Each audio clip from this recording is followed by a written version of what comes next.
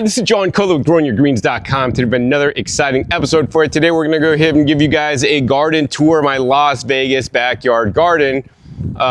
For the winter time in Vegas, we have two main growing seasons. We have the cool season and the warm season. It is now currently March, and pretty much my cool season crops are now coming out. So I wanted to show you guys what I planted. So next cool season, you guys could plant some of these same things to be successful in your Las Vegas garden or other, zone 9 style gardens where you can garden year round. Some of these crops are even more cold tolerant. This year was the mildest winter time that I can remember here in Vegas. We barely froze. My Moringa basically still kept some of its greens on it, some of the baby growth, which is totally impressive. My Chaya was not burned back like normal, and my longevity spinach did quite well, and even one of my Malabar spinach is still hanging on for dear life. Nonetheless, we got behind me basically my winter garden where I grow all different kinds of greens. I love my greens. I encourage you guys to grow your own greens, not only in the winter time, but also in the summertime. And for those of you guys, now going into your gardening season because you take the winters off because there's still blizzards and snow where you live, these are the very crops you guys could grow, in the spring and the fall. And of course, depending on where you live in the country, many of these crops will also grow great through your summers, which the summers here are over 100, so it's not going to do too well. The unfortunate thing here in Las Vegas is that most people believe you cannot grow a garden, you cannot grow your food, but food grows really easily if you do the right practices and pick the right crops. As you can see, my neighbor's backyard still just full of rocks there, and everybody has to eat hopefully 3 times a day, and this way I'm eating out of my garden literally every single day of the year, and that's what my goal is, for you to show the guys how I do it so that you can do it too. Anyways, let's head off down the roof and show the guys what I grew and I'm growing this March. All right, guys, now I'm gonna give you guys a tour that we're on the ground. First side I always give a tour of is the concrete block raised beds. I have 4 of them that are about 4 feet by 16 feet long, and then I have 2 of them that are 4 feet by 8, and then I have this little side area that runs along the side of my fence that I have a trellis up, and that's like about 1.5 feet by like 40 feet long. And as you guys can see, I had a crop failure. So what happened was the nurseries here in Las Vegas, unfortunately, only sell vegetable plant starts maybe like September, maybe October, and then they stop for the whole winter time, and then they pick it back up maybe in like March. And then by about this time, late March, they basically stopped selling 6-packs. I only sell like 4-inch. So anyways, I bought these sugar snap peas like in September, and my water spinach was still growing here, and I didn't want to cut it out until it got too cold, which we didn't get way too cold until like way late November. So I transplanted them in a 4-inch. Growing in my flood table, they were growing great, knotted up against each other. I separated them out and tried to plant them after, transplanting them from 6-packs to 4-inch. And this is the result. I mean, maybe like 3 plants made it. So it's basically mostly a waste of time. So next time I probably would just plant these next to my water spinaches, trim back the bottom growth on the water spinach to let these kind of grow up in place, because they just didn't handle transplanting well. That being said, as we go further on, this is the Malabar spinach. You can see it's trying to regrow. I don't know if the plant's gonna make it or not, because it has been so warm. I still have a lot of seeds I have yet and need to harvest. Some of the plants, like this plant's doing really good. So this will probably stay alive even, so that's quite impressive. Over on this side, we got my longevity spinach, which this is a non-protected area, and like last winter, this really got messed up, but this winter, some of them stayed alive. As we go back further, actually, this 4-foot raised bed has mostly my perennials, including like rock samphire down here that just really is a nice ground cover, produces nice edible leaves to eat that kind of taste really mineral rich. And then here we have all my tree collards, which really got massacred this year, but I learned something good. So actually this last winter I had a huge rat problem. It was the biggest pest I've ever had in my garden. It literally topped these plants. So what I mean was it came out and then basically it ate all these leaves and it basically chewed down these stems to like nothing. On all this was just devastated. Now I was so sad because normally I have tons of greens to eat and juice during the winter time, and it basically just took them all out. That being said, I was able to reduce the rat population. Nonetheless, what I did learn from this is because normally this time of year all my tree collards go to flower and they set seed, and the production basically stops because now the plant is focusing on flowering. Now, when they were all cut back heavily by the rats naturally because they were eaten, these plants that got cut back severely did not go to flower.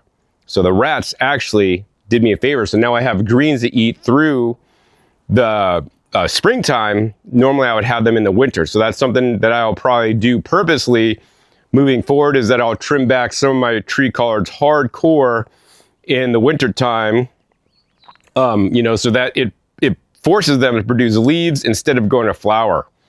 Because the other thing is when it goes to flower in the springtime, it'll complete its flowering cycle and then try to get back to leaf growth. But then by then the full summer is in full swing, and then the plant gets stressed out because it doesn't have a lot of leaves. And then basically just tries to eke out and stay alive during the summer when I normally lose some plants. So this is quite interesting to learn. This plant really didn't get bit back too much, but it's doing really fabulous. And then as you can see here, this last half I was able to secure once my local nursery started getting the sugar snap peas in again. I got basically a flat of them and plant them in the back. So this whole aisle usually is sugar snap peas this time of year, and normally they're already producing. I have a few plants that are currently producing. So in the back here, because it was a mild winter, my jalapeno plant still alive, lots of jalapenos on it, pushing new leaf growth. This is my green pepper basil, which basically just grew right through. Also, of course, along the back wall, we have the grass jelly that's doing really well. Over here, we have the cheese leaf plant that's actually doing well. It normally dies back during the winter time, but it basically eked out and stayed alive. My moringa, usually I lose some of the top, I lose all the leaves defoliated, but you can see on the very young buds and tips, there's top growth on it, stayed alive. Also my chaya, this is my wide leaf chaya. It defoliated most of it, but the new growth tips are just sprouting out. It looks like it's going to flower. This is my narrow leaf chaya. Normally all these tips here are just frozen back, and then I have to cut them off. Like this is where I cut it off from last year because it died back to this point, to the hardwood. But this year I kept all the young tender green growth. Behind me, my kumquat tree is producing as normal. And then down here is my variegated chaya. You can see it basically lost a lot of its leaves, but once again, it kept the young tender growth.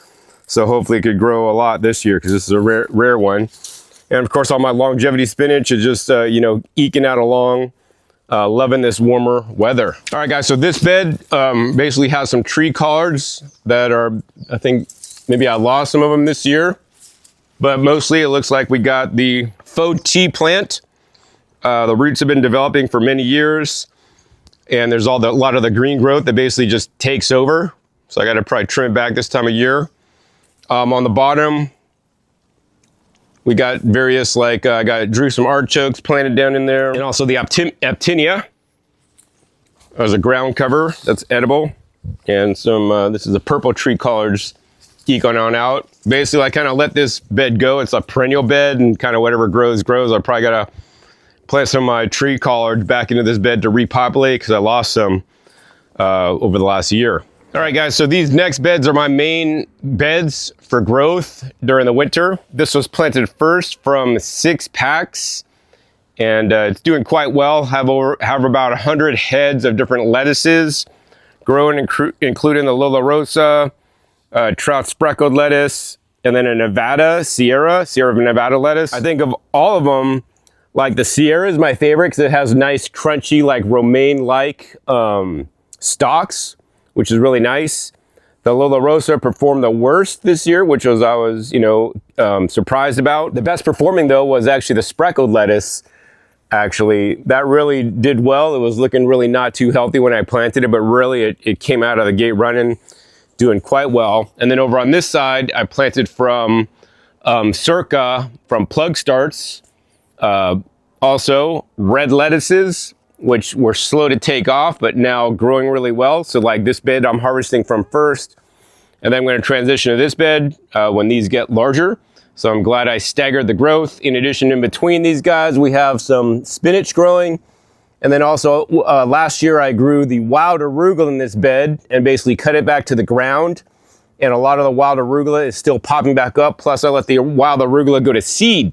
So hopefully I'll have a lot of wild arugula growing because it grows excellent during the summer, the heat of the summer, and have a lot of hot, spicy arugula, wild arugula tips, because it doesn't make a whole lot of leafy greens. They're very thin, but they're delicious. Use it kind of as a ground cover. Here's some of it coming right back. And then this side, I basically planted out random different plug starts I got from Circa Cultivation, link down below for that video, including some Russian kale, different kinds of mustard greens. This celery is from seed. I have some nice tender lettuces here, and I think some cilantro over on this side. All right, so over on this side, we got my goji berries growing, and these usually go to flower and produce fruit 3 times a year here. They kind of just grow wild. I just kind of keep them pinned back. Then I have like a little walkway here. And then I have tree collards growing right here with another goji, and then headed back up. And then I got my avocado. This thing is massive now. You can see it's in full flower.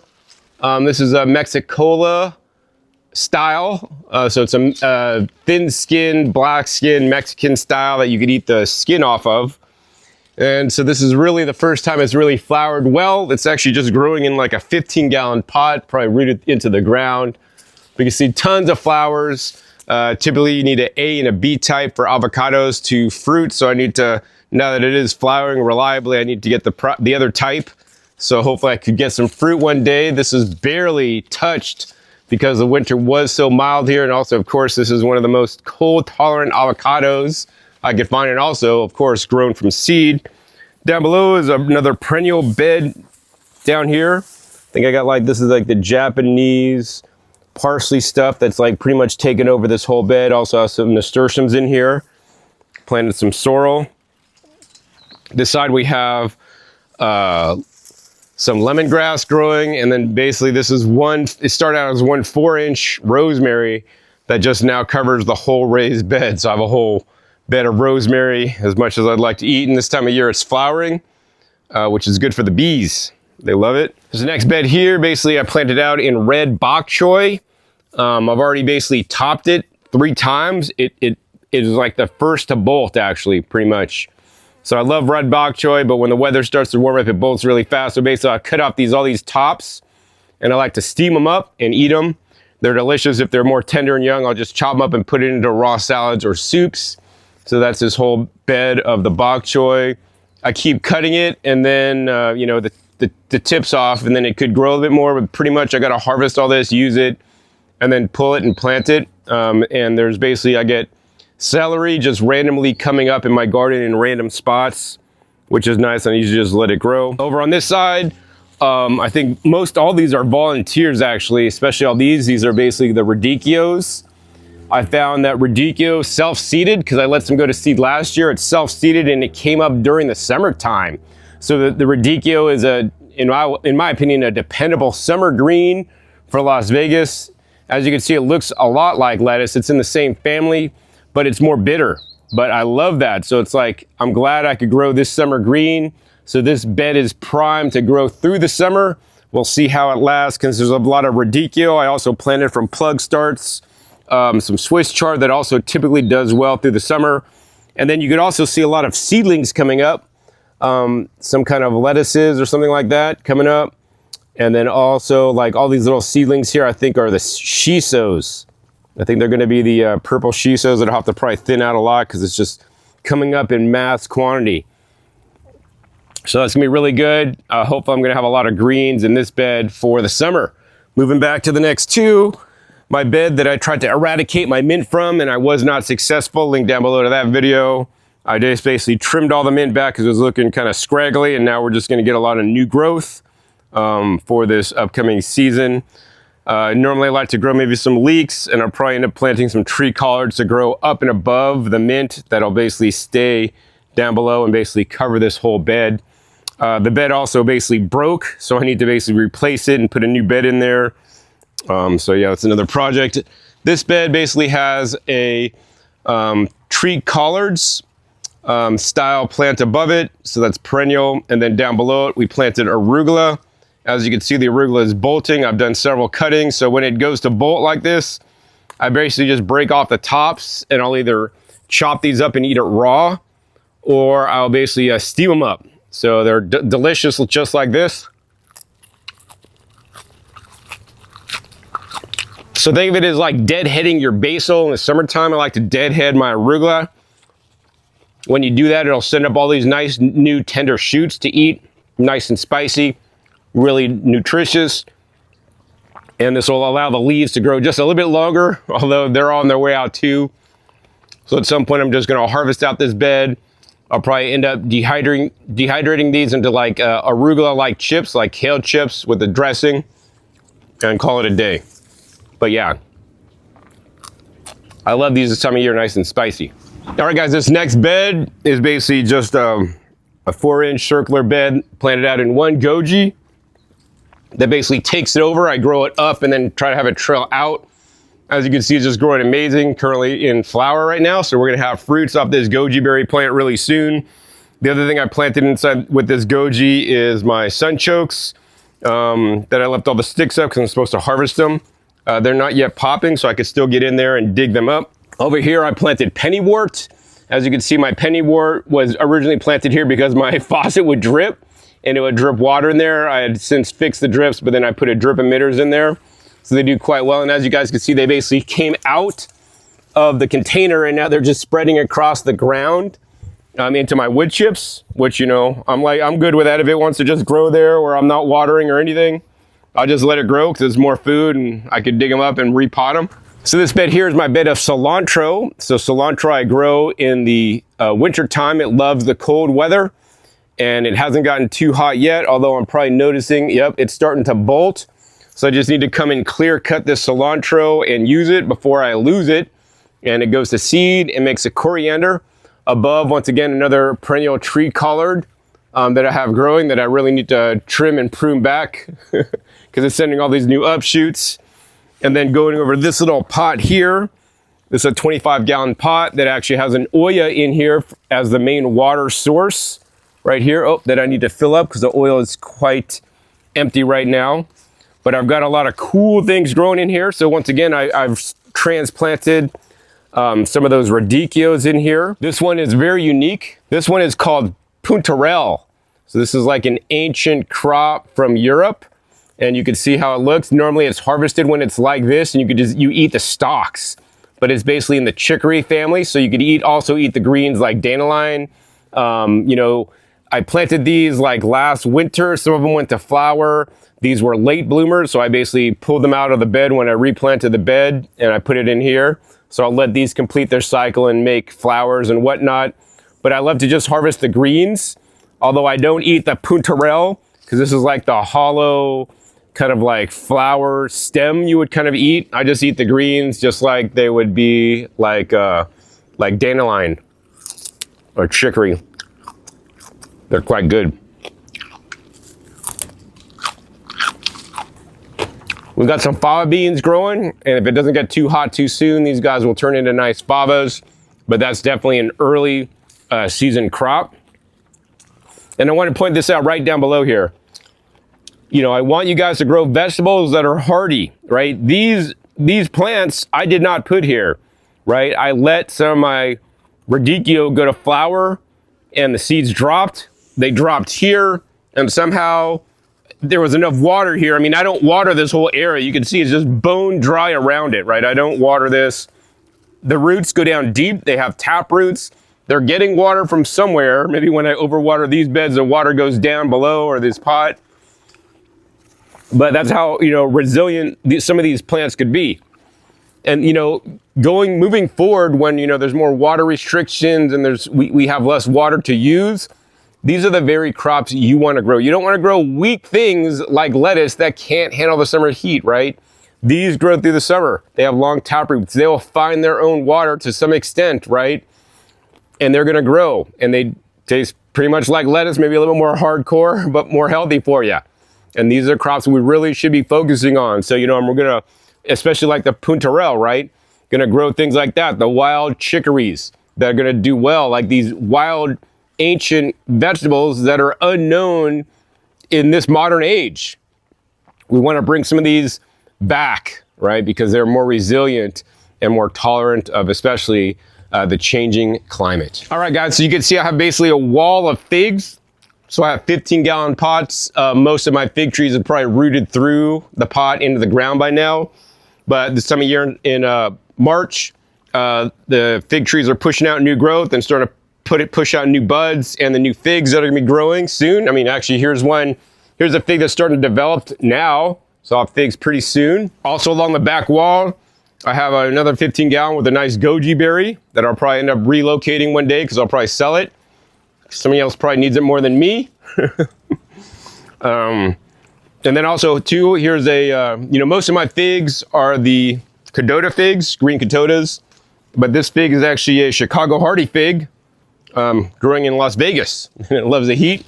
Over here we have a Arabica AS1 olive right here. Loves the heat also, growing in a pot. And then next to we have a nice pomegranate, some kind of pomegranate I'm growing.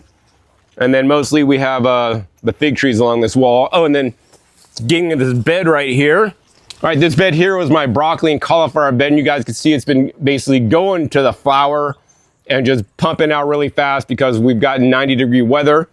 You know, a lot of the cauliflower didn't set properly. I got some young ones earlier, but then here's a nice purple cauliflower that's growing that hopefully I'll harvest pretty soon. Probably the nicest one I've had.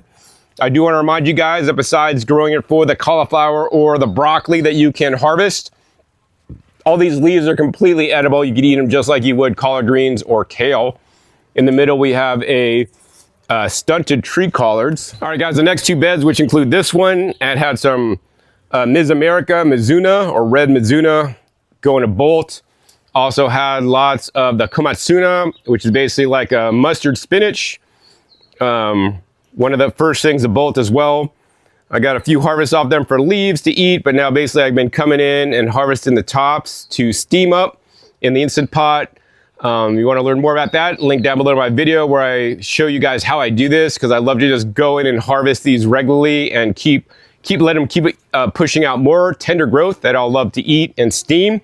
If you keep up on it, I was gone for like a week, so this got away from me. And then behind me here is my bed of kales, mostly red Russian kale with some of the kale mix. There was like some of the ones that were black. They're like black on the top and green on the leaf, but then in the winter time they stayed black or, you know, purple. But now that it's warmed up, they basically all reverted to the green color. And they're also going to bolt really fast too. If you do want to be more successful with the kales, typically the dinosaur kale is more warm tolerant, and you may be able to even grow that through the summertime here in Las Vegas. Actually, I think this one was one that made it through last summer. That now is going to flower, you know, the following year. And then this little pot here, we just basically got a whole mix of green onions that I planted in a pot that I could harvest green onions any single time. All right, these next two beds, this bed also had a mixture of kales. This is one of my first kale beds planted out for the winter season, and it really didn't perform well. I think there's like tree roots coming up into this bed and just needs a soil refresh. And so they have actually a lot of aphids on this, so I basically just need to pull this whole bed out, use it, and get it replanted. And then over on this side, once again, this was also more of the cauliflower and broccoli that just did not perform well due to the wacky weather with the tree collards in the middle. And this little small pot here has my favorite chocolate mint. That basically it grows up during the summer, and then I just cut it back to nothing, and now it's just sprouting all new growth. So yeah, this is amazing. I love my chocolate mint. So the next two beds, this bed was Pak Choy. Kind of like a Bok Choy. Didn't perform well for me. I prefer to grow Bok Choy instead of Pak Choy. Also the red Mizuna, these were growing great when it was cold weather. Now that it's heating up and I'm not watering enough now, Then they gone to bolt really fast. And then over on this side, this bed has been hanging on pretty good. And this has been my main staple for my cooked greens this winter time because they do grow so fast. Now it's getting underwatered. But this is my purple mustard greens. So I love to just go and pick off like one leaf off each plant and then have a whole bunch and then cook them on up. Link down below to my video on how I cook up my mustard greens to keep all the health benefits active. All right, guys, this last bed was doing pretty good until it warmed up and it's getting not enough water because the soil is quite dry. This is my Napa cabbage that I basically went through and topped every single one and basically got cooked on up.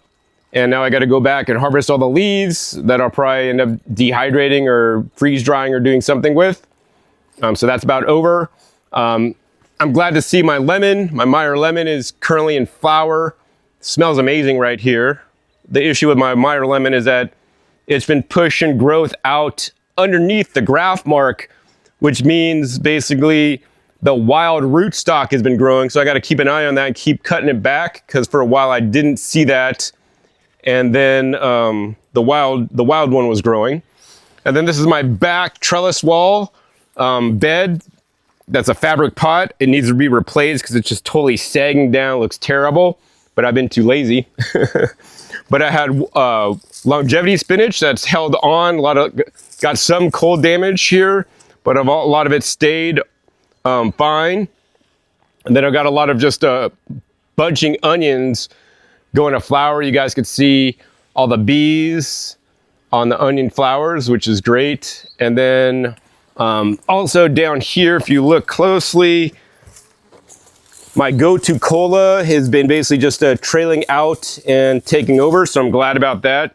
So I have that established now. So that's different than the Pennywort. Gotu Kola, in my opinion, is more valuable than just the Pennywort because it's good for your brain. And then this last bed here basically had all arugula. And once again, this is the driest part of my garden. I'm currently underwatering.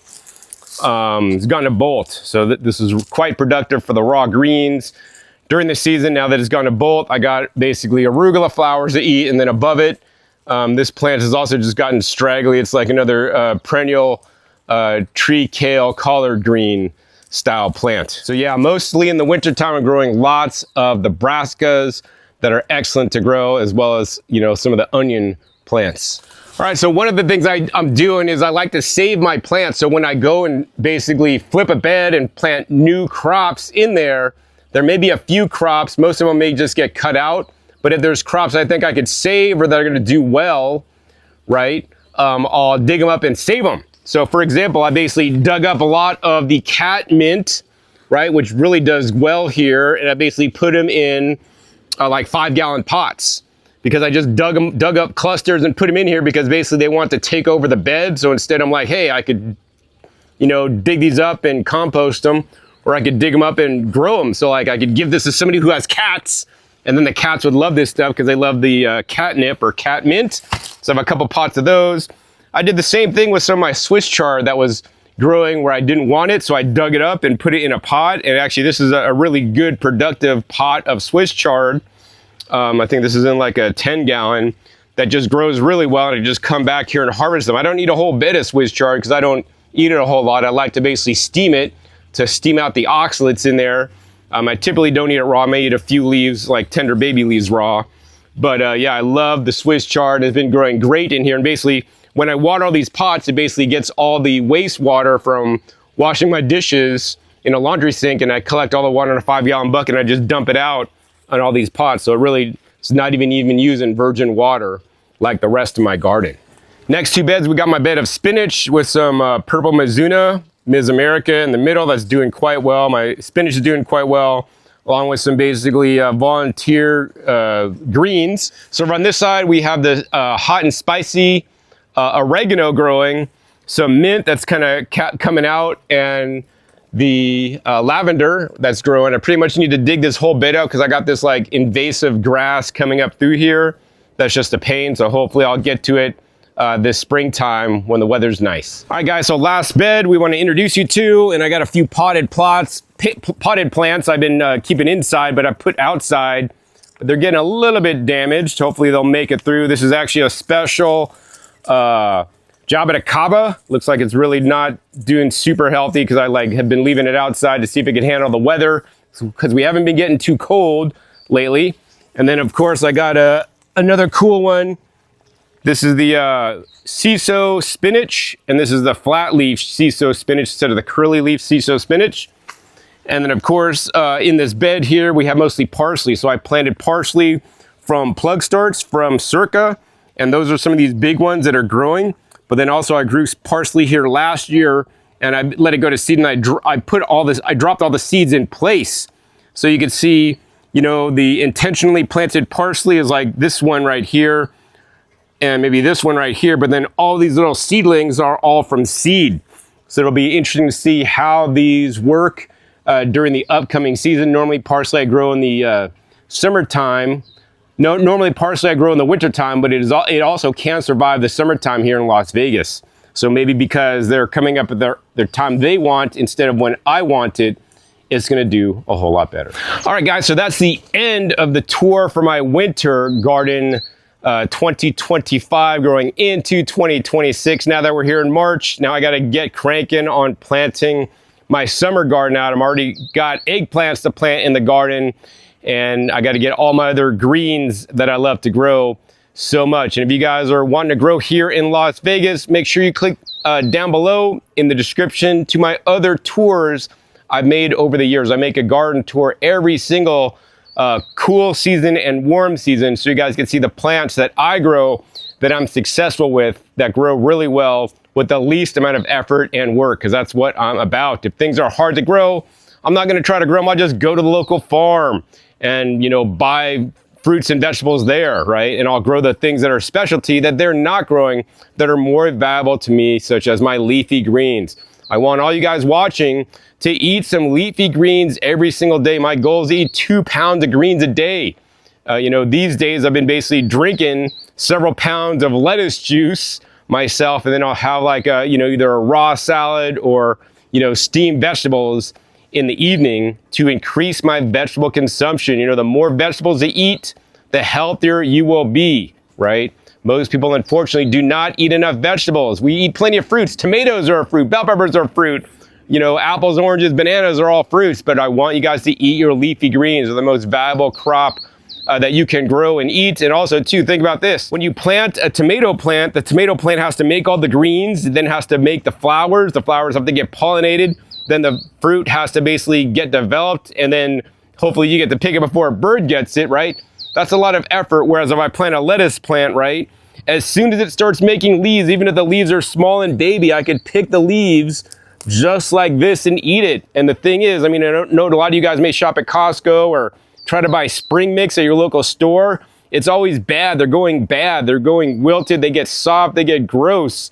And they go bad very fast. And, you know, leafy greens are highly perishable. That's why it makes the most sense to grow them yourself. So if you're going into your spring garden, you know, plan for growing leafy greens besides just your tomatoes. Tomatoes actually pack and ship quite well. And even you could get some good greenhouse grown Camparis that, you know, taste better in some cases to the local tomatoes I could buy here at the local farm.